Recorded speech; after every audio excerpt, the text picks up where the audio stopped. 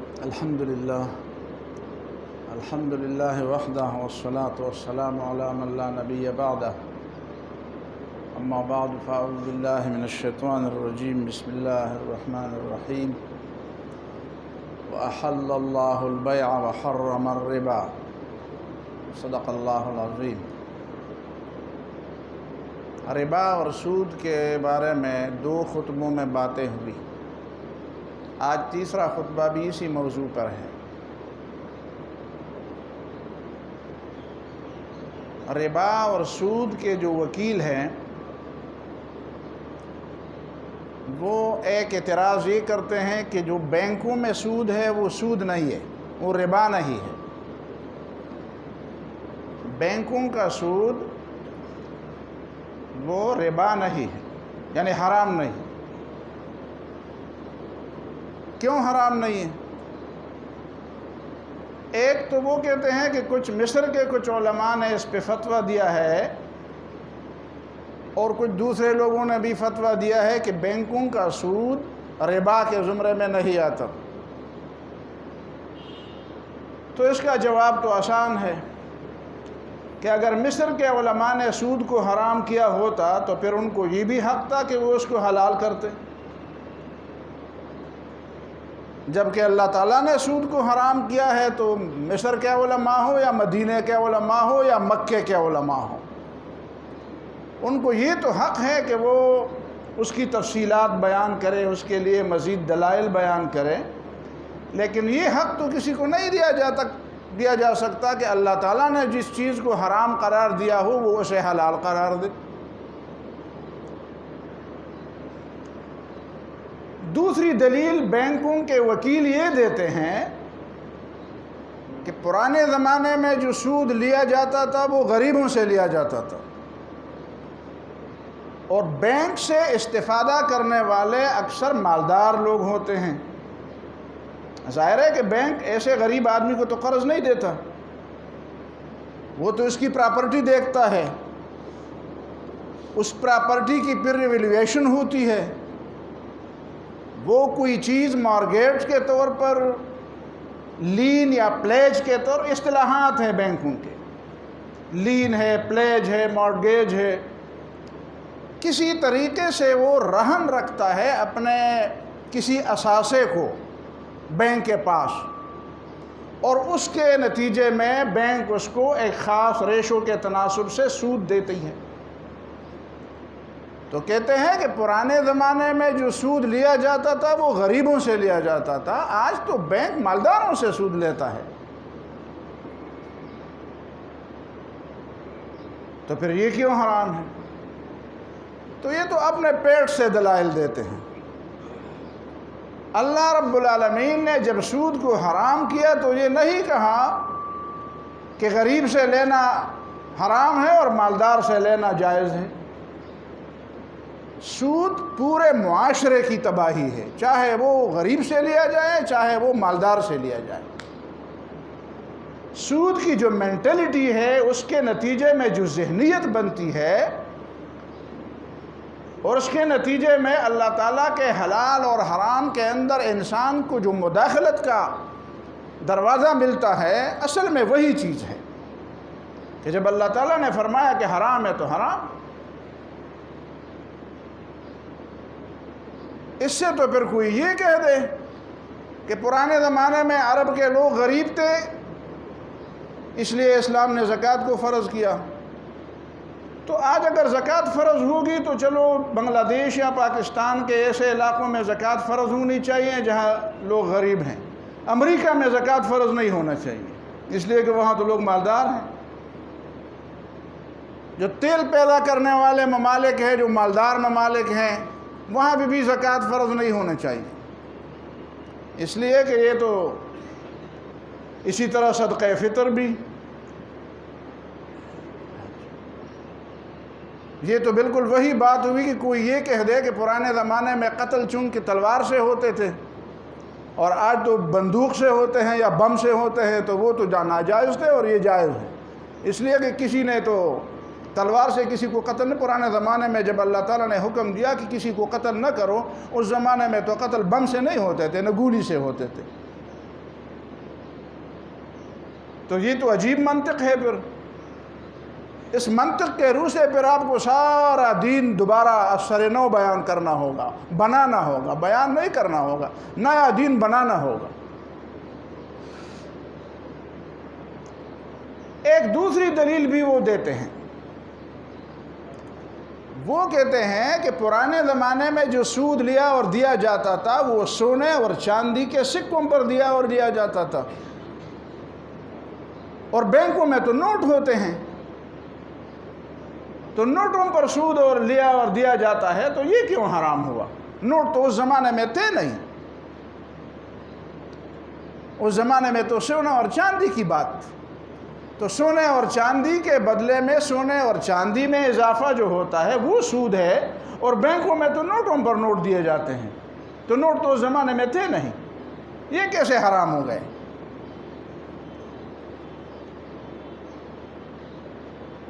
تو اس کا پھر وہی جواب ہے کہ پرانے زمانے میں تو توپ اور جہاز نہیں تھے، تو توپ اور جہاز سے لوگوں کو قتل کرنا کیوں حرام ہوا؟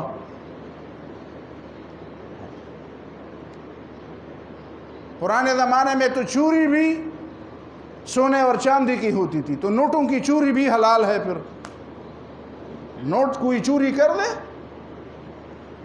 تو اس پر چور کا اطلاق نہیں ہونا چاہیے. تو آپ کرپشن کے یہ گردان کیوں کرتے ہیں بار بار؟ کرپشن حرام ہے تو سونے اور چاندی میں حرام ہے، نوٹوں میں تھوڑا حرام ہے. نوٹ تو نبی صلی اللہ علیہ وسلم کے زمانے میں نہیں تھے. اچھا، پھر ایک بات اور بھی ہے، یہ زکوٰۃ آپ نوٹوں سے دیتے ہیں یا سونے چاندی سے دیتے ہیں؟ آپ زکوٰۃ کیسے دیتے ہیں؟ سونے کی ڈلی زکوٰۃ میں دیتے ہیں یا نوٹ دیتے ہیں؟ نوٹ دیتے ہیں. تو پھر آپ کی زکوٰۃ بھی نہیں ہوئی. نوٹوں میں زکوٰۃ نبی صلی اللہ علیہ وسلم کے زمانے میں تھی، نوٹ نہیں تھے تو نوٹوں میں زکوٰۃ بھی نہیں تھی. تو آج جو تمہارے پاس نوٹ پڑے ہوئے ہیں بینک کے اندر یا آپ کے گھر کے اندر سرانے کے نیچے یا کسی بکس کے اندر جو نوٹ پڑے ہوئے ہیں، ان نوٹوں پر زکوٰۃ ہے کہ نہیں ہے؟ اگر آپ کہتے ہیں کہ ان نوٹوں پر زکوٰۃ ہے تو میں یہی بات کہوں گا کہ نوٹ تو نبی صلی اللہ علیہ وسلم کے زمانے میں نہیں تھے. تو زکوٰۃ تو بھیڑ بکریوں، گائے، اونٹ، سونے چاندی، ان چیزوں پر زکوٰۃ ہوتی تھی. تو نوٹوں پر تو زکوٰۃ نہیں ہوتی تھی. تو آج نوٹوں پر زکوٰۃ کیسے واجب ہے؟ جس طرح اس پہ سود لینا آپ کہتے ہیں کہ جائز ہے، تو پھر تو زکوٰۃ دینا بھی حرام ہے. اس لیے کہ زکوٰۃ کے معاملے میں تو ہمارے پاس کوئی ثبوت نہیں ہے کہ نبی صلی اللہ علیہ وسلم کے زمانے میں نوٹ ہوا کرتے تھے. تو آپ نوٹوں کی زکوٰۃ دیتے ہیں اور کہتے ہیں کہ میری زکوٰۃ ہو گئی. کیسے ہو گئی؟ نوٹ تو نبی صلی اللہ علیہ وسلم کے زمانے میں نہیں تھے. ڈوبنے والے کو ٹنکے کے سہارا کی کہ مصداق، یہ ان کے دلائل ہیں. یہ وہ لوگ یہ دلائل دیتے ہیں جو ہمارا معاشی نظام چلاتے ہیں. اذا كان الغراب دلیل قوم سیہدیہم طریق الہالکین. عربی زبان میں شعر ہے کہ جب کوئی کوا کسی قوم کا رہنما ہو تو وہ ان کو مردار کھانے والے کسی گڑھے میں لے جائیں گے، اس کی رہنمائی کریں گے، لوگوں کی رہنمائی اس کی طرف. یہ ہماری رہنمائی کرتے ہیں، ہمارا معاشی نظام چلاتے ہیں. ایک سوال اور بھی ہے، اور وہ یہ ہے کہ کوئی کسی کو قرض دیتا ہے، تو کہتا ہے کہ میں قرض دیتا ہوں، میں نے تو 10 سال پہلے قرض دیا تھا 10 لاکھ روپے، اب تو 10 لاکھ روپے کی قیمت 2 لاکھ یا 5 لاکھ ہو گئی ہے. تو یہ بات انڈیکسیشن کی طرف جا رہی ہے، اشاریہ بندی کی طرف، کہ فرض کرے اس زمانے میں 10 لاکھ روپے سے کیا خریدا جا سکتا تھا، آج مجھے اتنے پیسے واپس دے دے جس سے وہی چیز خریدی جا سکے. اس زمانے میں سونے کی قیمت کیا تھی، اس زمانے میں ڈالر کی قیمت کیا تھی، اس زمانے میں پلاٹ خریدا جا سکتا تھا، اور میں نے آپ کو قرض دے دیا، مجھے اتنے پیسے، آپ مجھے 10 کی بجائے وہی 10 لاکھ روپے دے دے، تو اس سے تو کچھ بھی نہیں بنتا. اس زمانے میں تو اس سے بہت کچھ ہو سکتا. تو اس کا سادہ جواب یہ ہے کہ آپ نے پھر قرض کیوں دیا؟ آپ نہ دیتے، اللہ نے لازم کیا تھا تمہارے اوپر کہ قرض دو. قرض آپ نے اس لیے دیا کہ آپ اس کی مدد کرنا چاہتے تھے، تو کل کسی یتیم کے سر پر آپ ہاتھ رکھ دیں گے اور اس کو کوئی میٹھا بول دیں گے تو پھر کل اس سے پیسے لیں گے، بھائی اس کا آپ کو اجر ملے گا۔ قرض دینا تو اجر کی بات ہے۔ اگر آپ کہتے ہیں کہ اس نے اس سے پلاٹ خریدا تو تم خود پلاٹ خریدتے، تم نے اسے کیوں دیا؟ یا تم اس کے ساتھ کسی کاروبار میں شریک ہو جاتے، نفع اور نقصان کی بنیاد پر کاروبار میں شریک ہو جاتے، تو اللہ تعالیٰ نے تو یہ راستہ آپ کے لیے کھول دیا تھا کہ نفع اور نقصان کی شراکت کی بنیاد پر آپ نہ دیں قرض دینا تو کوئی لازم نہیں ہے، ثواب ہے، اجر ہے، اس کا ثواب ہے، اس کا فائدہ ہے، آخرت میں آپ کو اجر ملے گا۔ تو آخرت کے اجر کے لیے تو آپ نماز بھی پڑھتے ہیں، تو آپ نماز پڑھتے ہیں تو کسی سے پیسے مانگیں گے پھر کہ میں نے اتنی نمازیں پڑھی اور اتنے وقت میں تو میں اتنے پیسے کما سکتا تھا۔ دا خود کم کنو دا ما پا مرے خرابش لگے لو۔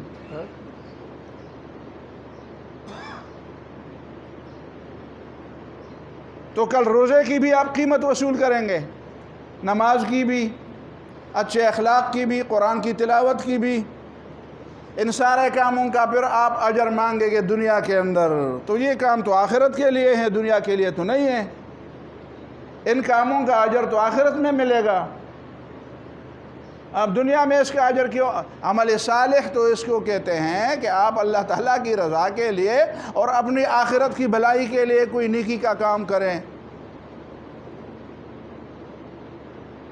کہتے ہیں نہیں جی، قیمت کم ہو گئی ہے اس کی، افراط زر کی وجہ سے میرے قرض کی قیمت کم ہو گئی۔ تو قیمت میں نے کم کی ہے، میں نے آپ سے 10 لاکھ روپے قرض لیے تھے، تو کیا آپ کے 10 لاکھ روپے کی قیمت میں نے کم کر دی ہے؟ اس میں قرض لینے والے کی کوئی غلطی شامل ہے، اور قرض لینے کی وجہ سے تو آپ کے 10 لاکھ روپے کی قیمت کم ہو گئی، لیکن آپ کے جیب میں جو 10 لاکھ روپے تھے اس کی بھی تو قیمت کم ہو گئی۔ آپ نے جو بینک میں رکھے ہیں، آپ نے جو گھر میں رکھے ہیں، ان 10 لاکھ روپے کی قیمت بھی تو کم ہو گئی۔ تو ایک حصے کی قیمت تو مجھ سے لیتے ہو، بتاؤ اس گھر کے اندر جو پیسے رکھے ہوئے ہیں 10 لاکھ روپے، اس کی تو بھی ویلیو کم ہو گئی ہے، وہ بھی ڈی ویلیو ہو گئی۔ تو اس کی تلافی آپ کس سے لیں گے؟ ایک اور جواب بھی ہے، وہ کیا ہے؟ ایک آدمی نے روپے میں قرض لیا اور دیا تو اس کے بارے میں تو یہ بات ہے، لیکن چلو ہم پاکستان کی بجائے برطانیہ اور امریکہ چلے جاتے ہیں، وہاں پہ کسی نے کسی سے 1 لاکھ ڈالر لیے اور دونوں پاکستانی ہیں، تو 1 لاکھ ڈالر لیے تو ڈالر کی قیمت 10 سال پہلے کیا تھی اور آج کیا ہے، تو کیا وہ 10 لاکھ ڈالر کی بجائے وہ کتنے دے گا؟ 2 لاکھ ڈالر دے گا، اس لیے کہ پاکستانی روپے کے لحاظ سے تو اس کی قیمت زیادہ ہو گئی ہے۔ کہتے ہیں جی یہ افراط زر کی، تو بینک میں لکھا ہوتا ہے، بینک کے کاغذات میں لکھا ہوتا ہے کہ آپ کو جو سود دیا جاتا ہے یہ افراط زر کی تلافی ہے، یہ افراط زر کی تلافی کہتے ہیں، یا اس کو مارک اپ کہتے ہیں۔ پہلے تو ذرا بینک میں جا کر پوچھیں، اور افراط زر کی تلافی کے تناسب سے وہ سود دیتے ہیں یا اسی تناسب سے دیتے ہیں جو کائبور نے مقرر کیا ہوتا ہے؟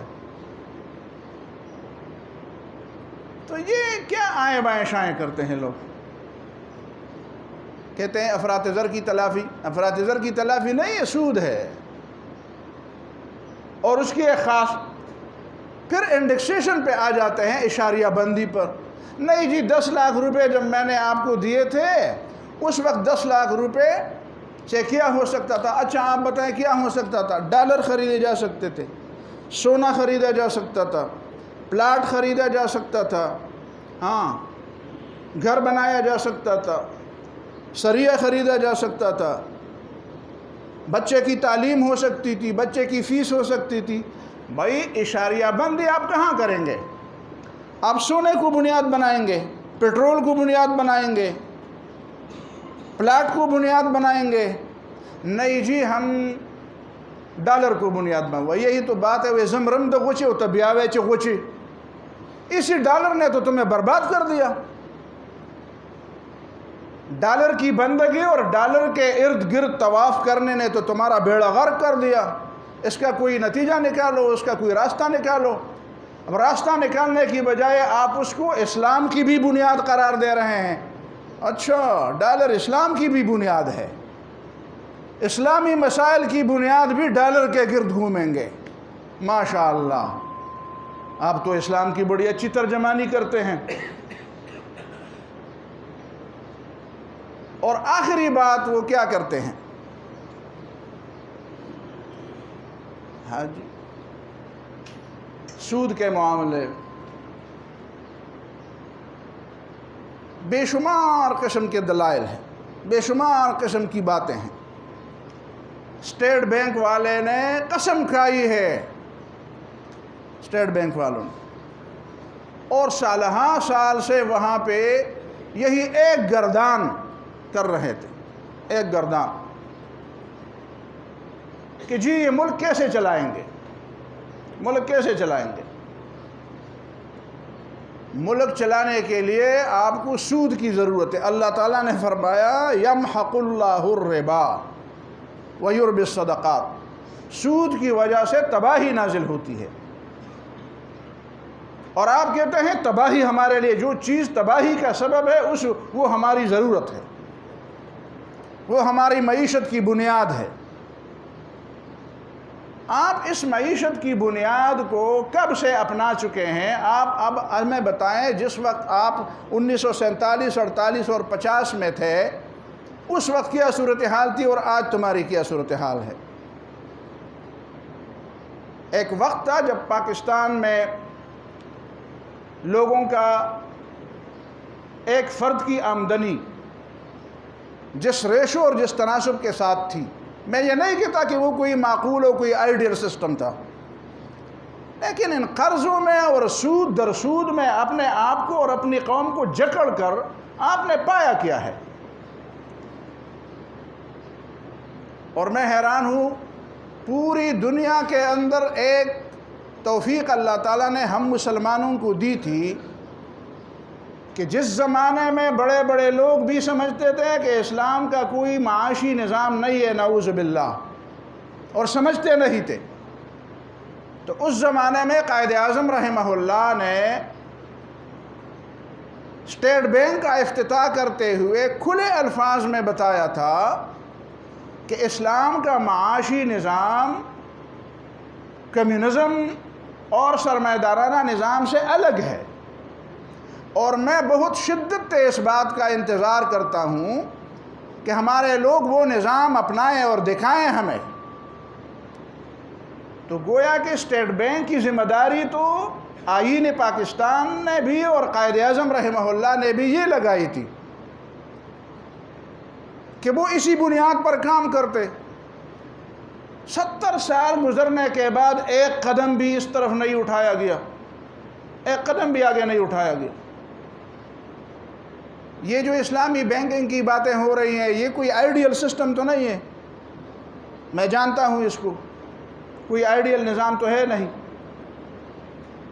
لیکن یہ بات بھی غلط ہے کہ آپ کہتے ہیں کہ چونکہ آئیڈیل نظام نہیں ہے تو اس کو ہونا ہی نہیں چاہیے. بھائی کسی آئیڈیل نظام کی طرف آپ قدم اٹھائیں گے تو الف با سے شروع تو کریں گے. بچہ جب لکھنا پڑھنا بلکہ چلنا پھرنا سیکھتا ہے تو اس سے غلطیاں بھی ہوتی ہیں.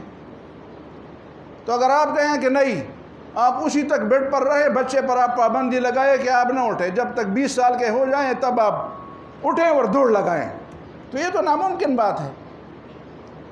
یا بچے کو آپ کہیں کہ آپ الف باتا نہ لکھیں، اس لیے کہ آپ غلط لکھیں گے، جب بڑے ہو جائیں تو پھر لکھیں گے. شروع تو آپ کسی ایسے کام سے کریں گے جو زیادہ آئیڈیل نہیں ہوگا، لیکن میرا مطلب یہ ہے کہ اس کو آئیڈیل بنانا چاہیے تھا. اور یہ ذمہ داری میری اور آپ کی نہیں تھی، یہ ذمہ داری تو اسٹیٹ بینک کی تھی، یہ ذمہ داری تو آپ کے معاشی نظام کے ماہرین کی تھی. تو ہمیشہ یہی نکتہ اٹھاتے تھے. اور الحمدللہ میں نے پوچھا، اور میرے پوچھنے کے بعد پھر چیف جسٹس نے بھی ان سے پوچھا، میں نے اپنی تحریر میں لکھا، اور اس کے بعد پھر انہوں نے ان سے بھی پوچھا کہ تم بتاؤ تم نے کام کیا ہے. اب بھی میں سمجھتا ہوں کہ جو 5 سال کی مہلت وفاقی شرعی عدالت نے دی ہے، یہ 5 سال کی مہلت بھی نہیں دینی چاہیے تھی۔ ٹھیک ہے، کون سا فیصلہ لوگ مانتے ہیں تو مانے، نہ مانے تو نہ مانے، آپ فیصلہ تو درست رکھیں۔ ہمیشہ مہلتوں پر مہلتیں دیے جاتے ہیں، مہلتوں پر 5 سال گزر جائیں گے، وہ پھر درخواست، جی ہم نے کچھ نہیں کیا اور حکومتیں بدلتی رہی اور یہ ہوا وہ ہوا، آئیں بائیں شائع کر کے کہتے مزید 5 سال اور دے دیں۔ اس کے بجائے آپ کو بالکل ایک محدود وقت دینا چاہیے تاکہ بس بدل دو اس نظام کو، یہ ہمارا کام نہیں، یہ تمہارا کام ہے۔ لیکن بہرحال اب بھی کچھ لوگ ایسے ہیں جو سمجھتے ہیں کہ اس فیصلے کے خلاف رائے ہموار کریں گے اور کچھ کریں گے اور کچھ عدالتی جنگ لڑیں گے۔ مسلمانوں کو چاہیے کہ اس معاملے میں سنجیدہ ہو جائے۔ آپ سمجھتے ہیں، آخری بات، میں سیاسیات میں نہیں جانا چاہتا، پاکستان کے مسائل کا حل عبداللہ یا عبد الرحمن کو ہٹا کر عمر اور بکر لانے میں نہیں ہے، یہ کوئی حل نہیں ہے، یہ تجربے ہم بار بار دیکھ چکے ہیں۔ حل یہی ہے کہ جس نعرے کی بنیاد پر اس ملک کو بنایا گیا تھا، حاصل کیا گیا تھا، خدا سے دھوکہ چھوڑ دیا جائے، اللہ تعالیٰ سے بغاوت اور بے وفائی چھوڑ دی جائے۔ سچی بات یہ ہے کہ قوم بحیثیت مجموعی توبہ کر لے، حکمران بھی توبہ کر لے، عوام بھی توبہ کر لے، اداروں والے بھی توبہ کر لے، چھوٹے سے بڑے تک، اور پھر اس اصل کی طرف رجوع کر لے۔ ورنہ میں نہیں جانتا، اللہ تعالیٰ ہماری حالت پر رحم فرمائے کہ ان دھوکوں کے نتیجے میں اور اللہ تعالیٰ سے غداری اور بے وفائی اور منافقت کے نتیجے میں اس قوم پر کیا کیا چیزیں اور کیا کیا عذاب آنے والے ہیں۔ اللہ تعالیٰ ہم سب کو بچائے، امت مسلمہ پر رحم فرمائے، اس ملک پر رحم فرمائے، اور ہماری نسلوں پر اللہ تعالیٰ اپنا فضل اور اپنا رحم فرمائے، اور جو عذاب کے لیے ہمارے لوگ دعوت دے رہے ہیں اللہ تعالیٰ اس کے اثرات بد سے ہمیں بچائے۔ اقول قولی ھذا واستغفر اللہ لی ولکم ولسائر المسلمین فاستغفروہ انہ هو الغفور الرحیم۔ جزاکم اللہ خیر۔